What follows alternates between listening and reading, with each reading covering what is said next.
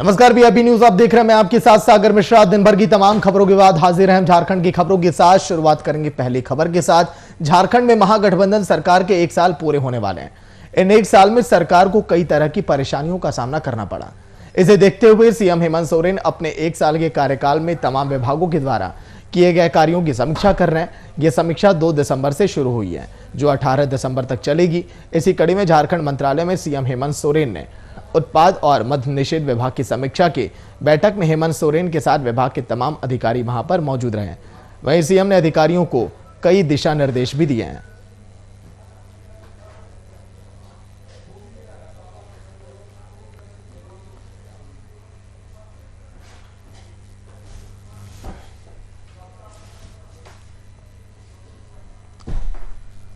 राष्ट्रीय मजदूर कांग्रेस की 2 दिवसीय अधिवेशन फिलहाल ही शुरू हो चुका है। बैठक के पहले दिन राष्ट्रीय कार्यकारिणी की बैठक हुई, जिसमें केंद्रीय सरकार के मजदूर संबंधी कानून को मजदूर विरोधी करारबद्ध करते हुए इसे सरकार को वापस लेने पर बाध्य करने पर विचार किया गया। वहीं जानकारी के अनुसार अधिवेशन के दूसरे दिन चुनाव के माध्यम से इंटक अपना राष्ट्रीय अध्यक्ष भी चुनेगी। हम लोग पूरे देश के मजदूरों के लिए उन कानूनों को वापस कराना चाहते हैं। मिनिमम वेजेस बढ़ाना चाहते हैं। वो हमने राज्य सरकार के माननीय मंत्री जी को कह दिया है कि आप मिनिमम वेजेस बढ़ाएं, और माननीय मंत्री जी ने बोला है कि हम उसको बढ़ाएं। जी, कृषि कानून पर सर, कृषि कानून भारत सरकार को वापस लेना ही पड़ेगा, दूसरा कोई रास्ता नहीं है। भूमि अधिग्रहण कानून की तरह इसको वापस लेना ही पड़ेगा, नहीं तो सरकार नहीं बचेगी। आइएगा।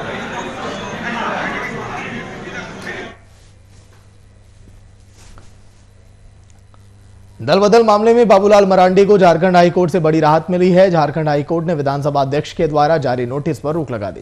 फिलहाल विधानसभा में जो दल बदल मामले पर सुनवाई होनी थी, उस पर भी रोक लगा दी गई। झारखंड हाईकोर्ट में इस मामले पर अब 13 जनवरी को सुनवाई होगी। विधानसभा अध्यक्ष ने दल बदल मामले में बाबूलाल मरांडी को नोटिस जारी किया था। इसी नोटिस को बाबूलाल मरांडी ने हाईकोर्ट में चुनौती दी थी, जिस पर सुनवाई के उपरांत अदालत ने रोक लगा दी है।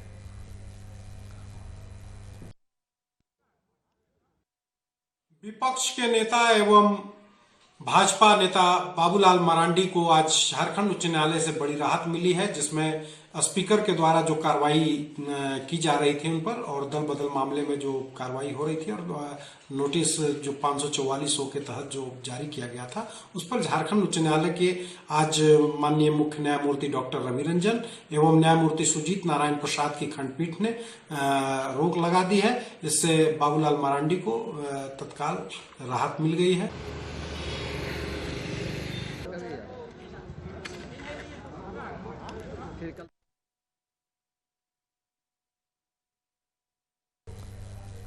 दल बदल मामले में बीजेपी विधायक दल के नेता बाबूलाल मरांडी को हाईकोर्ट से बड़ी राहत मिली। अदालत ने विधानसभा अध्यक्ष के नोटिस पर तो रोक लगा दी, साथ ही विधानसभा में जो दल बदल मामले पर सुनवाई होनी थी, इस पर भी रोक लगाई गई है। रिपोर्ट आप देखिए।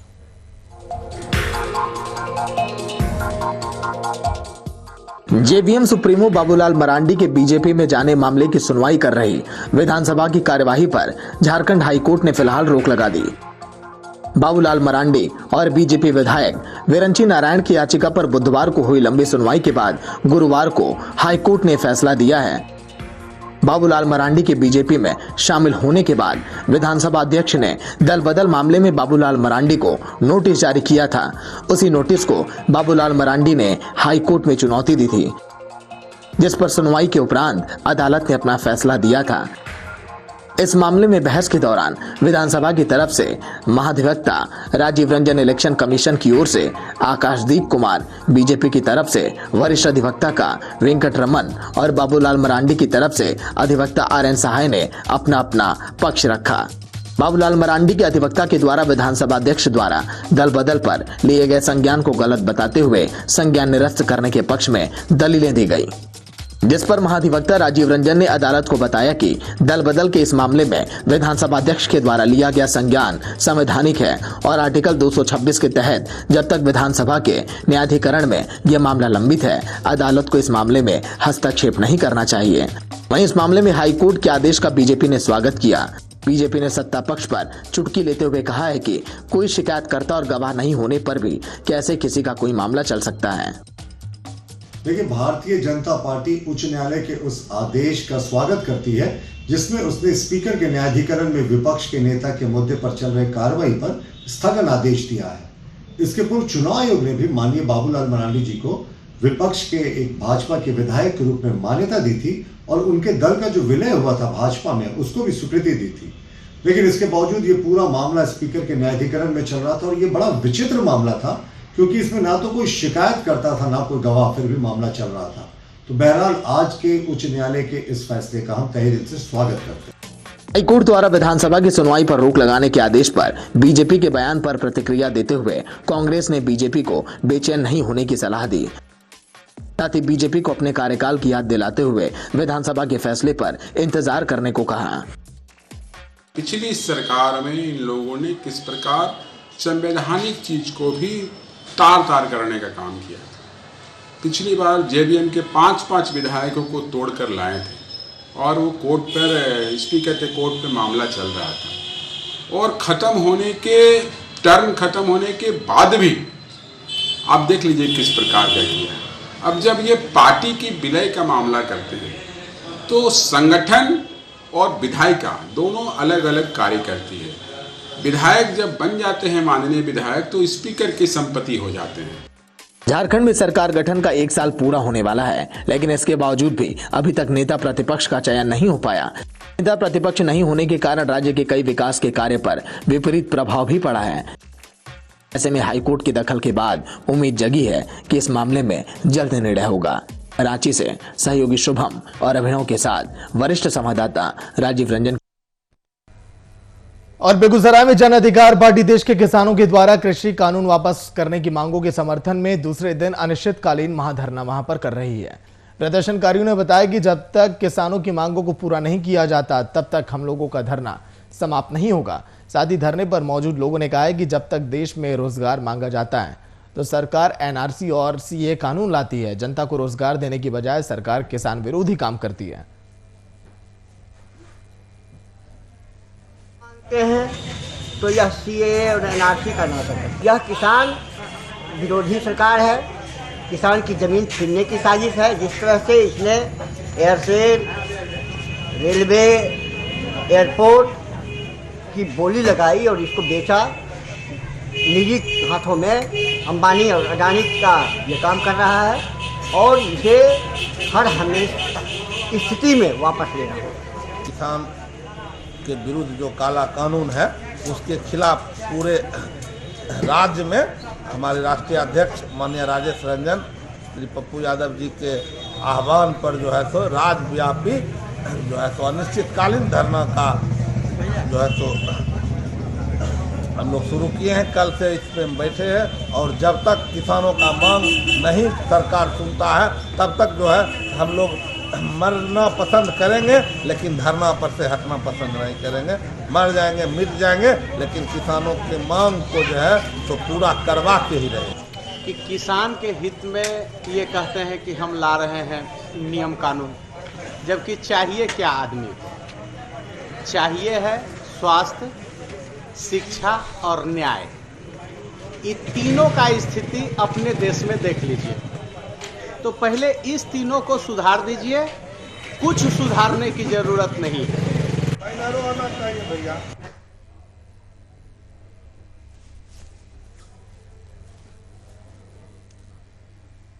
और एलपीजी गैस सिलेंडर की कीमतों में महज 15 दिनों में 100 रुपए की बढ़ोतरी हुई। कीमत में हुई वृद्धि को लेकर कांग्रेस अब पूरी तरह से हमलावर है। इसी कड़ी में कांग्रेस अल्पसंख्यक विभाग के द्वारा रांची के अल्बर्ट एक्का चौक पर प्रधानमंत्री नरेंद्र मोदी का पुतला फूंका गया। केंद्र की सरकार के खिलाफ जमकर नारेबाजी भी वहां पर की गई।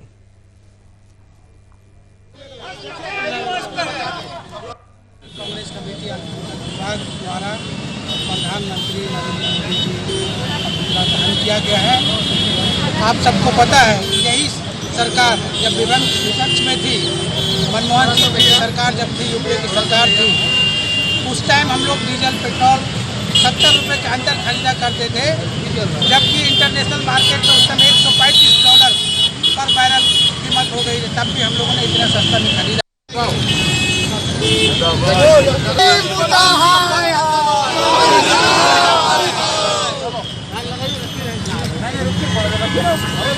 अरे रखिए भाई, रखिए।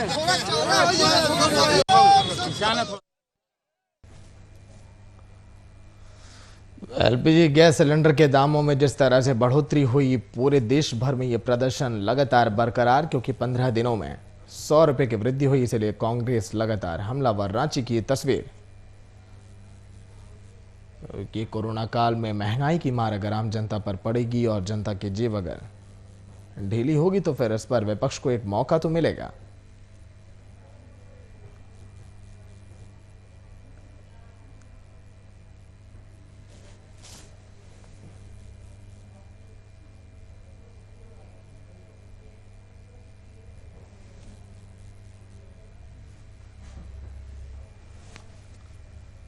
राजधानी राज्य में झारखंड स्टेट कोऑपरेटिव बैंक के द्वारा प्रेस कॉन्फ्रेंस की गई, जहां पर बैंक की कई योजनाओं और बैंकिंग सुविधाओं की जानकारी दी गई। वर्तमान में बैंक कृषि ऋण सहित गृह दोपहिया वाहन ऋण, व्यक्तिगत ऋण सहित व्यापारियों को कैश क्रेडिट ऋण बैंक की ओर से सुविधा के रूप में मुहैया कराया गया। इस मामले पर चेयरमैन अभयकांत प्रसाद ने कहा कि हमारी बैंक उन तमाम व्यक्ति जो गरीब परिवार से हैं उनकी सहायता के लिए हमेशा तत्पर रहेगा।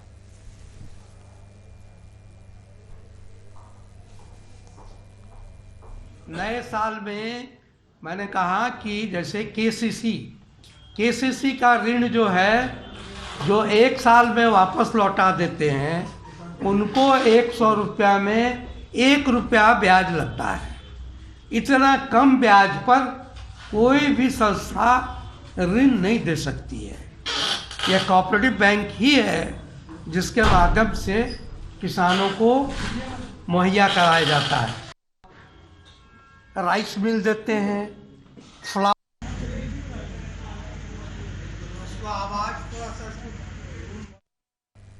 हजारीबाग के सीपीआई कार्यालय में पूर्व सांसद बीबी मेहता के द्वारा प्रेस कॉन्फ्रेंस का आयोजन किया गया। इस बैठक में आगामी 21 दिसंबर में किसान आंदोलन के पक्ष में सीपीआई के द्वारा 1 दिवसीय उपवास का भी आयोजन किए जाने की बात कही गई। इसके साथ ही 15 जनवरी को आयोजित होने वाले किसान जागरण कार्यक्रम में भी सीपीआई के द्वारा समर्थन देने की पुष्टि की गई। राज्य परिषद ने अपने बैठक में निर्णय लिया है, किसानों के आंदोलन के समर्थन में 21 दिसंबर को 9 बजे सुबह से 5 बजे शाम तक 1 दिवसीय उपवास करेंगे। यह उपवास तमाम सब डिवीजनल और जिला मुख्यालय में होगा। रांची में राजभवन के सामने उपवास होगा, जिसमें मैं खुद उपस्थित रहूंगा। संवाददाता आशीष सिन्हा फोन लाइन पे पूरी जानकारी के साथ। आशीष, सीपीआई कार्यालय में प्रेस कॉन्फ्रेंस का आयोजन किया गया, क्या चर्चाएं की गई? बताना चाहूंगा कि चूंकि लगातार किसान आंदोलन को लेकर विभिन्न राजनीतिक दलों के द्वारा जो है बैठक का आयोजन किया जा रहा है। इसी कड़ी में आज हजारीबाग सीपीआई कार्यालय में पूर्व सांसद व सीपीआई के राज्य सचिव बुनसे प्रसाद मेहता के द्वारा एक प्रेस वार्ता का आयोजन किया गया था। इस प्रेस वार्ता में बताया गया कि आगामी 21 दिसंबर को किसान आंदोलन को लेकर सीपीआई के द्वारा पूरे झारखंड में जिले, कस्बा और प्रखंड लेवल पर जो है उपवास कार्यक्रम का आयोजन किया जा रहा है। जी चलिए, शुक्रिया आशीष पूरी जानकारी के लिए।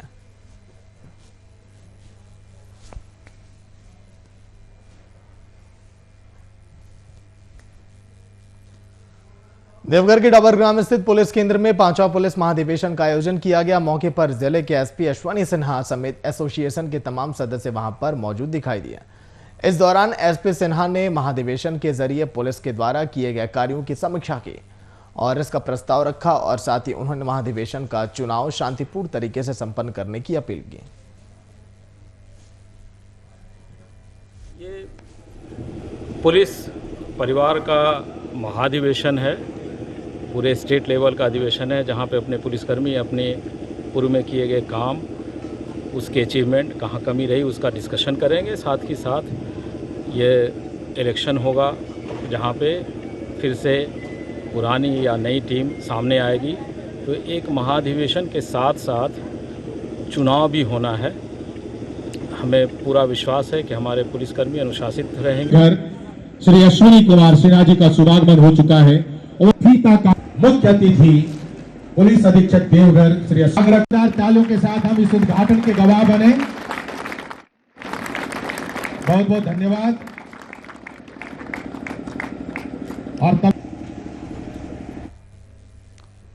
और राज्य के दिल्ली पब्लिक स्कूल के महाप्राध्यापक और राम सिंह ने केंद्र की सरकार के द्वारा स्कूल खोले जाने को लेकर अपनी प्रतिक्रिया जाहिर की है। मीडिया से बातचीत करते हुए राम सिंह ने जानकारी दी है और सरकारी गाइडलाइंस को ध्यान में रखते हुए स्कूल के द्वारा भी तैयारियां सुनिश्चित करने की बात कही। जानकारी के अनुसार स्कूल के द्वारा बच्चों के लिए मास्क और सैनिटाइजर समेत कई व्यवस्था वहां पर की गई।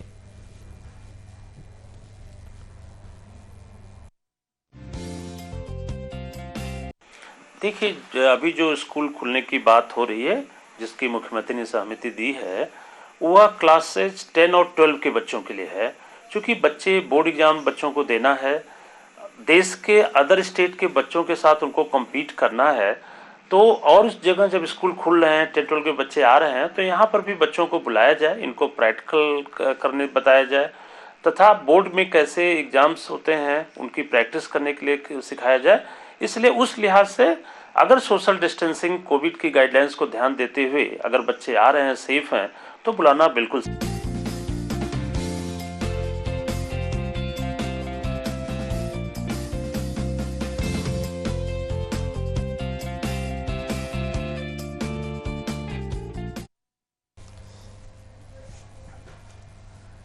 झारखंड में एक तरफ जहां महागठबंधन सरकार राज्य के विकास के बड़े दावे कर रही है, तो वहीं दूसरी तरफ महागठबंधन के सहयोगी दल के अंतर्गत जारी गुटबाजी के दिन प्रतिदिन वहां पर बढ़ती जा रही है। राज्य के प्रमुख राजनीतिक दलों में से शामिल दल में जारी गुटबाजी पर देखिए ये रिपोर्ट।